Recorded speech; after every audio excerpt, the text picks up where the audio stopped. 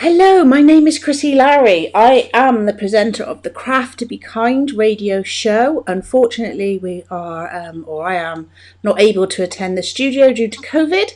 It won't be long and I will be back there. So instead, I am doing the Craft to Be Kind Podbean podcast. It's on the Podbean and it's on Spotify. It's on two places and it'll be on Apple soon as well. So that's amazing. Come and check us out. This is our number 6 episode, and we are with the amazing Emma Davies, who is an author. We just had a quick talk about authors, and Amy, who's watching us now, she's an author too. And I'm on my second book, and so are you, aren't you? Well, you've got yours out, aren't you, Emma? Yeah, Tell us a little bit about. Yeah, well, I also want to say I'm actually a lawyer by day, author by night. Didn't know that. That's amazing. Because lawyer's the day job, and now by Candace time, I'm an author in the evening as well. So yeah, What I've got 2 books under what my kind belt of? now. I'm going to have to ask you about that now. What kind of lawyer are you? So I'm a regulatory lawyer, which is really random, and everybody thinks, what on earth is that? But I represent nurses who are going through fitness to practice proceedings with their regulator before the Nursing Midwifery Council. So I support them going through that, and I've been doing that for 10 years, apart from having break for the children and cancer. But other than that, so that's what I do. As I just said to you earlier, I used to be a child psychiatric nurse for the youth support team, and we used to pay our mid nurse NMC money every time, and I don't your think registration year in year out. Yeah. So that's where it goes. It goes to help for you to come and help. Oh no, I don't work for the NMC. I work for one of the unions. So you work for one of the unions. I help the union members. So I defend the nurses. So when they're being investigated by the NMC, that's when I step in and I help them through the process. Well, you're awesome. I bet you're very busy at the minute. I'm on your side. You are. Yeah, so, very busy. I've come together with quite a few authors from the Girls Who Refuse to Quit, but you're an author first, so let's talk about that. People can actually watch this when you're listening to this back on the podcast. You won't be able to see this, unfortunately, but you can show us the book, can't you?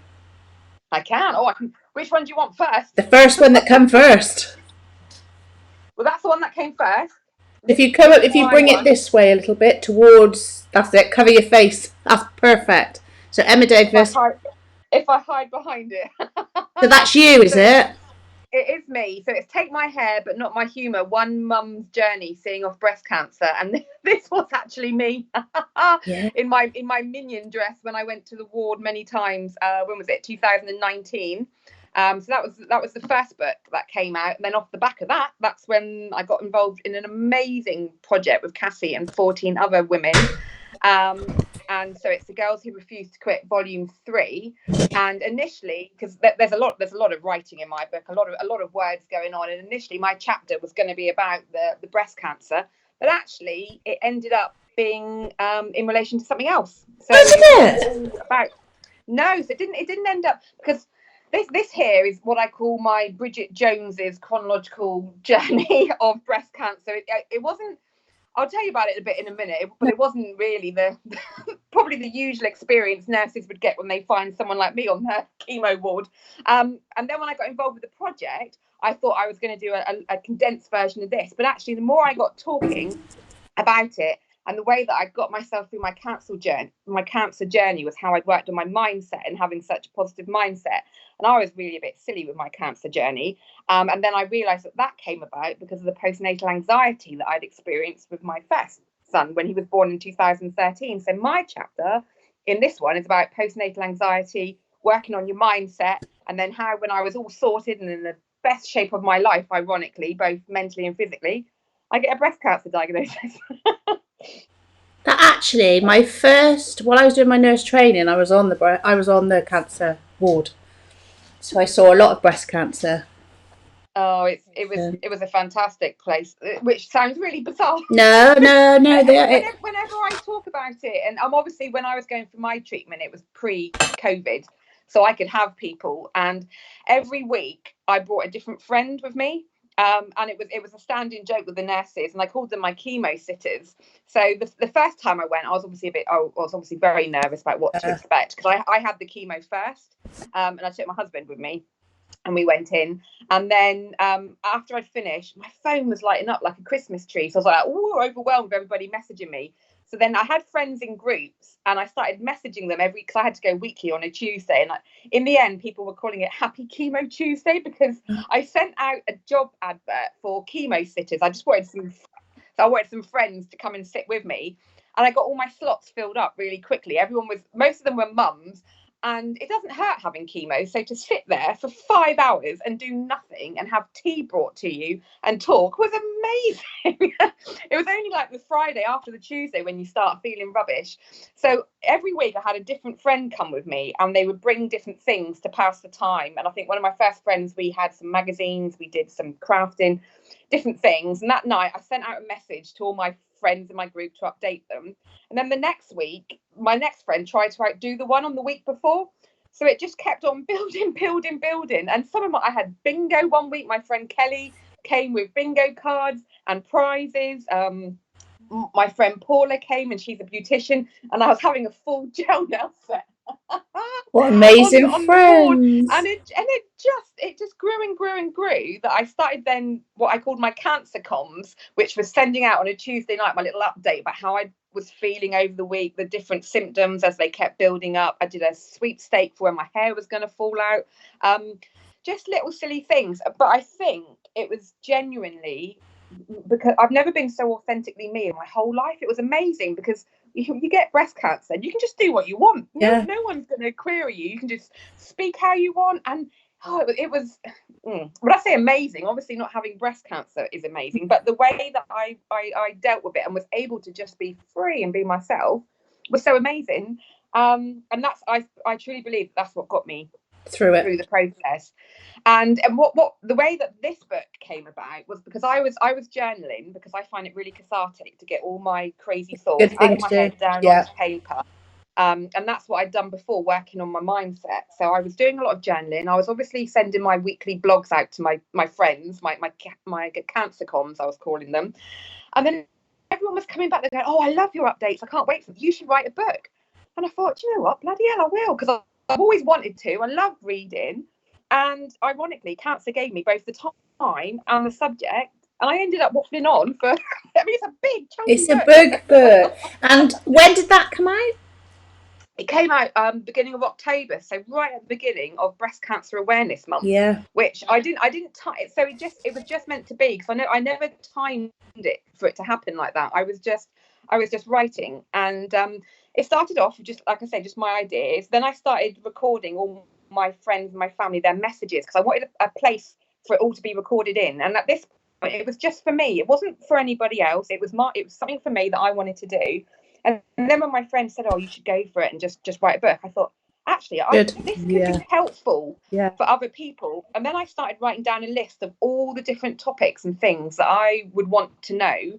One is someone going through cancer, but also perhaps someone who's trying to help someone who's going through it. And then it just grew and grew. And now I've got it. So it's a diary. It starts off in the June when I got diagnosed. There's a little bit of preamble about me pre-cancer. But then it's set out like a diary, and it goes through and all the different treatments. I just talk about everything really candidly and openly, and it's a little bit sweary because that was just my silly sense of humour. But I think that would be really inspiring and really motivational for people going through the same thing. You know, that would give you positive hope, wouldn't it? And that's what I'm hoping, and I'm hoping that it shows people you can do it on your terms as well. That you can, if you want to be a bit silly and play with it, because I think the worst thing that could have happened to me, and I've had people who text me, you know, when someone's died or have got an awful diagnosis, and you're lost for words, and you think, oh, I want to say something, but I don't know what to say. And usually there aren't words that can make the pain any better, but by saying nothing, it's even worse. So I wanted to make sure that I didn't lose anybody on this journey. So I had to tell people by text, most of them, and I said, look, this is what I've got, this is what it is, but please don't mind your P's and Q's, just continue, you know, to talk to me how you always did, because I'm quite a jokey character, quite professional and serious during the day, but then of an evening I'm like, well, and then when people realised this was the approach that I wanted, they got on board with it, and then they would not take the mick out of me, but they'd be like, oh, come on, get up, just because you've got cancer. And we weren't making light of cancer. It's banter. It's very serious. Banter. And it is the banter. And that is, I'm sure, what got me through that period, was just focused on it, having the plan. And as soon, I mean, don't get me wrong, when I was first diagnosed, the world, just the bottom fell out of my world. I've never been so petrified in my whole life. The fear, I can't even begin to describe it really. But once I then, 5 days later, I went in and they said, right, this is what you've got. This is what the plan is. I was like, right, good. We've got a plan now. As soon as someone says plan, that's great. And you have all your tests. And all of a sudden, you're just thrown into this new thing that you have to do. I was just an ordinary person who just had to do an extraordinary thing. And people would say, oh, you know, you're quite brave. It's like, well, to me, brave is someone who chooses to go and do something, and you don't have to do it. I didn't have a choice, did I? Well, I did have a choice, but I wouldn't be here talking to you now if I'd chosen not to do anything about it. Yeah. But once I got into it, and once I saw that the scans were showing that it was shrinking, I then never entertained the idea that it wasn't going to work. I was just like, I was so focused on what I needed to do, but also at the same time, just really living in the now. Like I didn't dare to really think too far ahead. I just took one day at a time. And how long did it take? How long did it take for you to beat it? So I started the chemo. Well, I got it written down. So 28th of June was when I went in, and Lumpy was discovered. That's what I named him. And then I started chemo straight away, the 23rd of July, literally 3 weeks later. And I had 16 rounds of chemo. So it took me right up until Christmas. And then just after Christmas, I had surgery in the January. I had a lumpectomy because luckily by that point it shrunk away completely because of the type of cancer I had. So they just needed to remove his housing where I used to be and a couple of lymph nodes. Yeah. And then by the end of January, it was on the day of Brexit. Was it?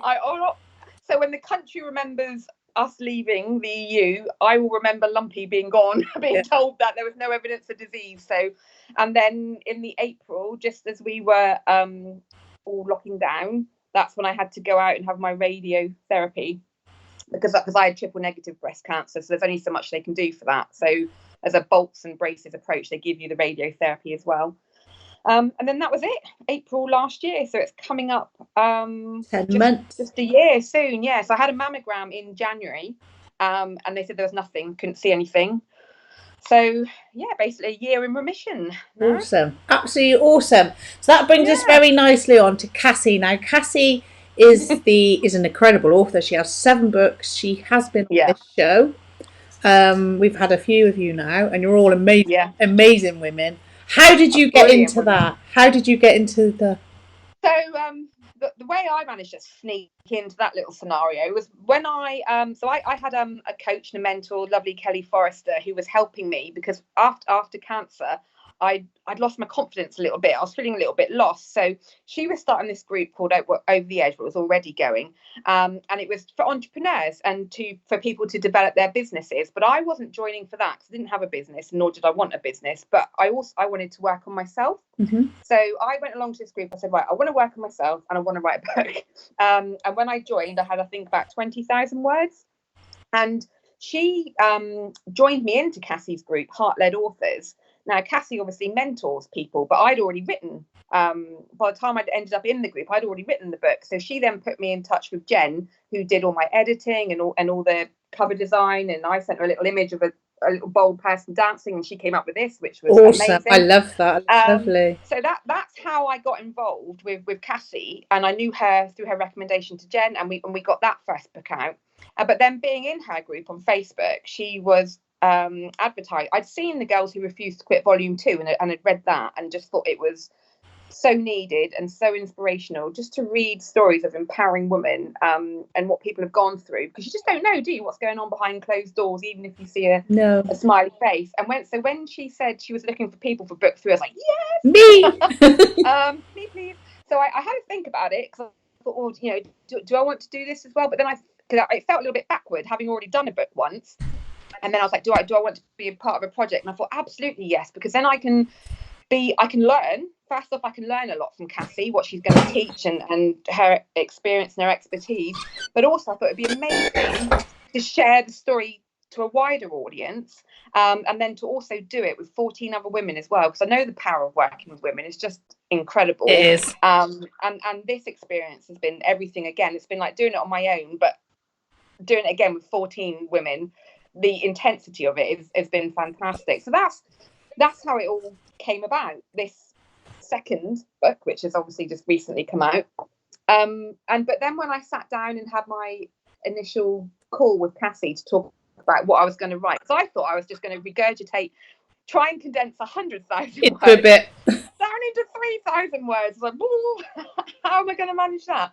But actually then when I started talking to Cassie and I was saying about how I'd really worked on my mindset, and come from a place where I was a bit foggy, and I thought, well, hang on a minute, I could go back further with this one. And yes, I could still have the breast cancer bit on the end, but I wanted to talk about the postnatal anxiety after when I had Toby in 2003 and just lost myself a little bit, and then tried to go back to work and, oh, I'll do everything. I'll just juggle being a mum and be a lawyer and switch all these hats, to the point where it just that didn't serve me very well. And I was exhausted and absolutely knackered.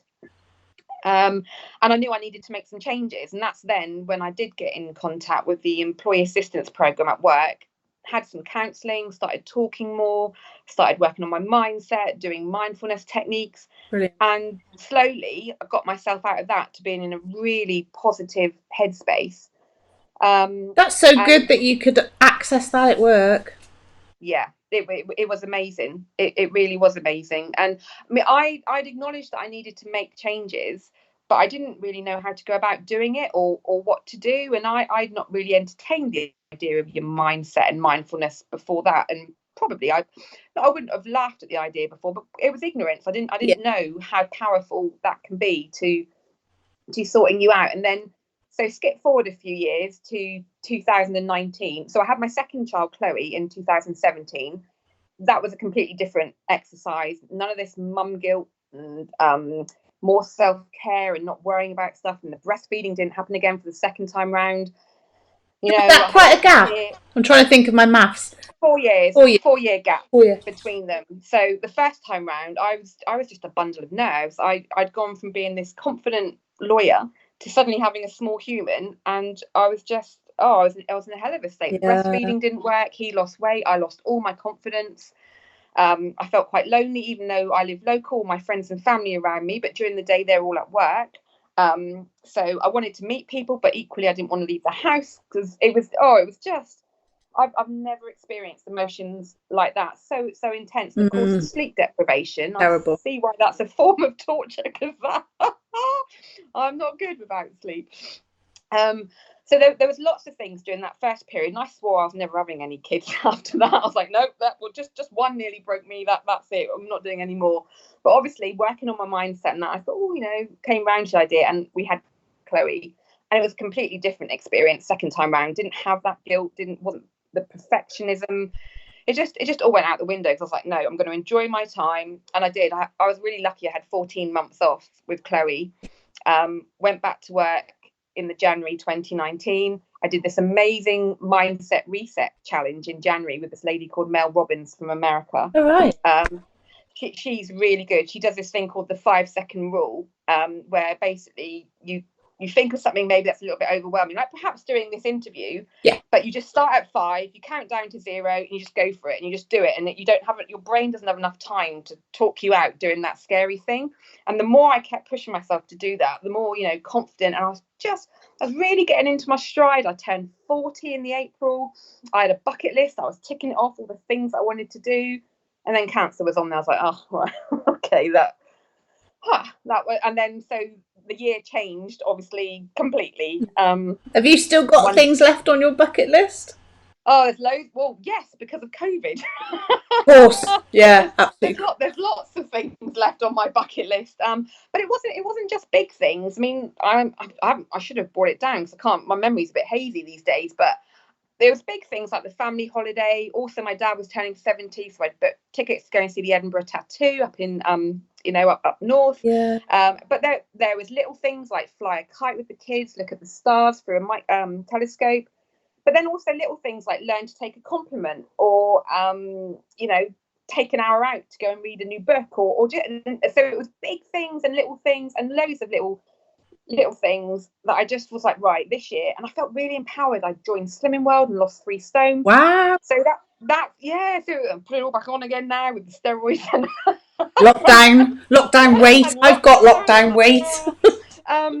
But so ironically, when it came, completely out of the blue, I was in really good shape, both mentally and physically. Yeah. So good. It set me up to deal with the next thing. But luckily that's, touch wood, that's all done with now. So absolutely is. I agree. I totally believe in mindset. I absolutely do. Amy, who's commenting on, like I said, we're doing a live, so when you listen to this you won't see our faces, but you will hear this. She said she's been to the tattoo and it's absolutely amazing. She's been where, sorry? She's been to the tattoo. She's been to you was talking about going to oh yeah it was going to be good, but we will get there again. You'll get there. So we will get there. It's still on the list, it's not crossed off yet. I turned 50 in the lockdown and I was supposed to be going on my holiday. I've got 5 children and 3 grandsons. And we were supposed to be going away and we didn't get there, but we will, we will get there. And that's exactly it, isn't it? It's like that. So that year we were supposed to be going to Menorca. It was a family holiday. There was 11 of us. I can't remember. Double figures anyway, going. But obviously, because it happened so quickly from finding it to then having to start chemo, I had to cancel it. So we cancelled the holiday and we bought a new carpet instead with the money. So that was nice. So the week that my brother was away, I thought, well, he's only got his week holiday. I still rub my toes in my carpet now, so I think, right, that's fine, that's lovely. So then we rebooked it for last year, and then COVID. So now I've got an American fridge freezer downstairs for my holiday from last year, and we rolled it forward to this year. I don't know what I'm going to buy instead this year because I still won't be going on. Hopefully it'll be next year. My family and I have been like, when are we going to do it? Because it's not going to be this year. So hopefully we're going to do it in 22. Yeah, but that's the thing, isn't it? What I just think, what can you do? And actually, funnily enough, when all this COVID business started happening and people were and lockdown and people were having to stay in the houses, I felt really smug. I was like, I've been practicing this for like 8 months already. Absolutely. No, obviously not to the same extent because I had still been going out and seeing people, but I did have to be, when my immune system was compromised, I did have to be really careful. Yeah. I didn't go to like pubs and stuff like that. I would go and meet people, but not in small enclosed spaces. When I was saying I used to be a nurse and then I turned into a business owner, I spent about a year at home, so I was ready for it. I homeschooled for 6 months. I've done this before. I'm so ready to get out of it now. Oh yeah, totally. But I was really like, so when I was going through the cancer treatment, I was very focused on like one day at a time. Yeah. And that's almost how you need to live now, really, isn't it? Because you don't have a choice. You can't do anything about this. And one of my favourite things was always, if you don't like it, change it. But if you can't change it, change the way you feel about it. Because at least you've got control of that, haven't you? You can only control the things you can change and don't worry about the things. Yeah, exactly that. So I was kind of like, right, let's just strip it back and let's just one day at a time. So that's quite a journey you've been on. You must be proud. I mean, your family must be really proud of you as well to have beaten cancer, got a book and another book, part of another book. What's next for you? It's really quite amazing because I never set out to be brave or inspirational or anything, but I knew from the outset that I figured that my quirky character would perhaps get me through, but I have such amazing friends and family, so it isn't all down to me. It's them as well. And I think just having your tribe around you, and one of the things I learned from postnatal anxiety and all that was people would offer you help. I'd be like, no, I can do it, and I'd be quite proud. I can manage this. But I was like, no, I need help. I'm going to ask for it. Oh, someone's offering me help. Yes, absolutely. I would like help with this. Because sometimes people want to help, but they don't know what they can do to help you.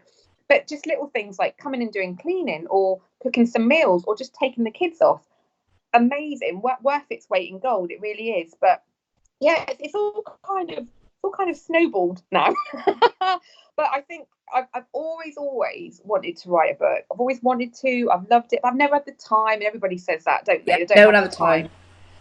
I mean, so in a way, again, when I say I was lucky, I don't mean I was lucky to have cancer. Of course, I don't mean that, but I was lucky that it gave me the gift of time because I wasn't working whilst I was going through treatment. So I found it really cathartic to It write. Like I is said to you, the cathartic. journaling, and that's what kept my mind active. Because I mean, don't get me wrong, there were a lot of days where I did feel quite poorly, and I would rest and I would listen to my body, and instead of becoming frustrated, I would just take it for what was happening. You know, some days you can't even get out of bed, you feel so poorly from the drugs, but then there was other days when I'd feel absolutely fine. And so then I would write, and it just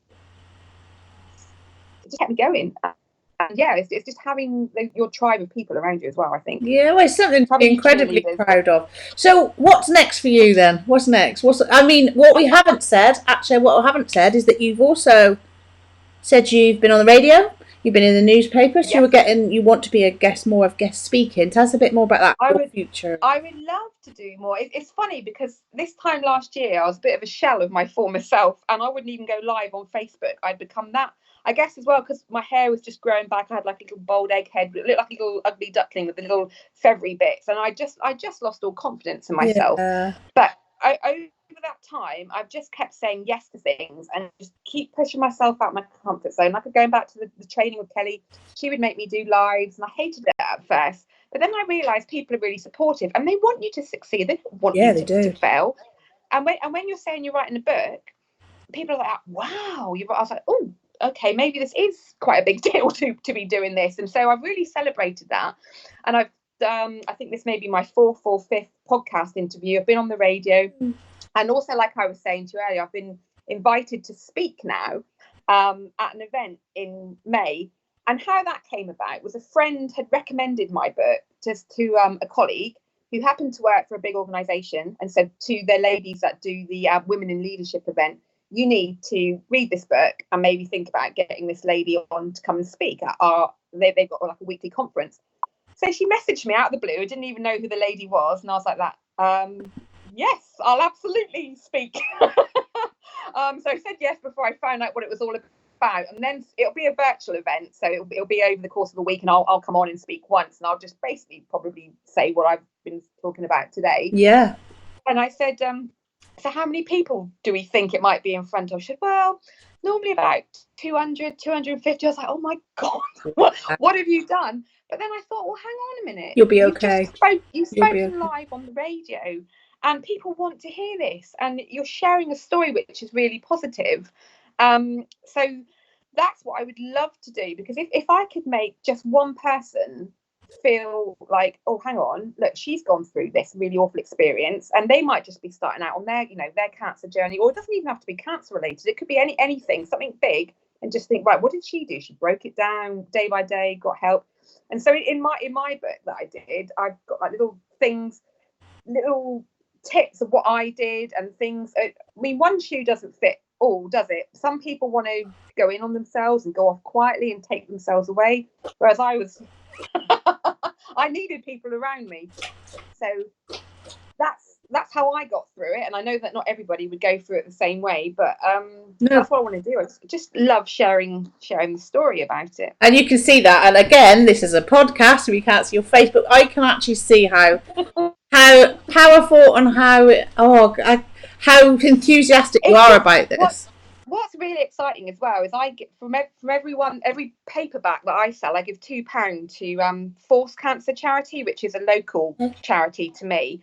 I've given them nearly 700 quid so far. Wow. So it's really exciting because they helped me and my mum so much.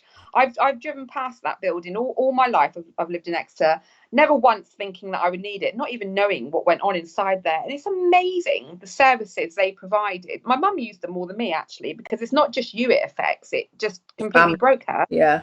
And she, when I saw the lights go out in her eyes, I was like, oh, let me drive you there. And she said, but love, that's your bad day. I was like, I don't care. I can sit there and I can read my book and you can go off and have a chat with them. And so we got through it together.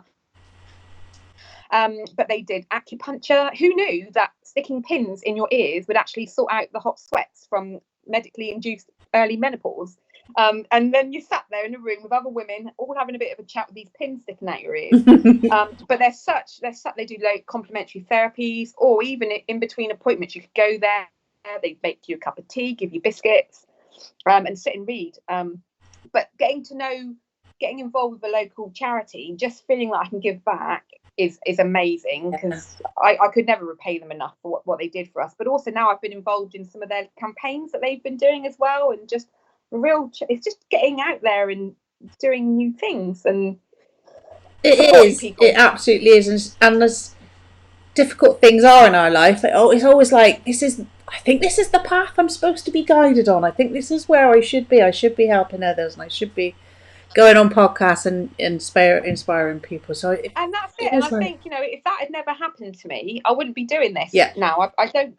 Well, this book wouldn't have come about, and what else would I don't know. So I am kind of a believer in everything happens for a reason, even if you don't really understand, or even if it's something that's completely horrendous, you can turn it around in some way to get good out of it. Because that period that I was off, my mum was off as well.